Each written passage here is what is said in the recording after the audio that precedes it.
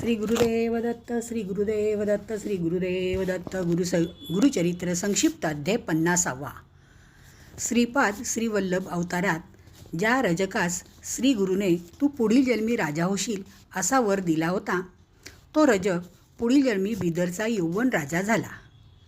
पुढे त्याच्या मांडीवर स्फोटक झाल्यामुळे त्याने नाना औषधोपचार केले, पण त्याचा स्फोटक काही बरा झाला नाही. तेव्हा सत्पुरुषाच्या दर्शनाने तुझा स्फोटक बरा होईल असा ब्राह्मणांनी दिलेल्या सल्ल्यामुळे तो पापविनाशी तीर्थावर गेला.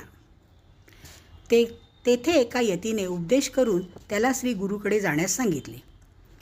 तो यवनराजा श्री गुरूंच्या जवळ आला असताना, "का रे रजका, कोठे असशी आमचा दास होऊन पुष्कळ दिवसांनी भेटलास?" असे श्री गुरु म्हणताच त्याला आपल्या पूर्वजन्माचे स्मरण झाले. लागलीच तो श्री गुरुचरणी लागून त्याची करुणा भागू लागला. श्री गुरु त्याच्यावर प्रसन्न होताच त्याने आपल्या नगरीला येण्याविषयी श्री गुरूंना विनंती केली. त्यांच्या विनंतीस मान देऊन श्री गुरुने त्याच्या समवेत जाण्याची तयारी दर्शविली.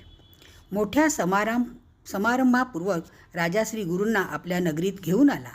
श्री गुरूंना सिंहासनावर बसून सर्वांनी त्यांची पूजा केली. गुरुदेव दत्त, गुरुदेव दत्त, गुरुदेव दत्त. गुरुचरित्र संक्षिप्त अध्याय 50 संपूर्ण.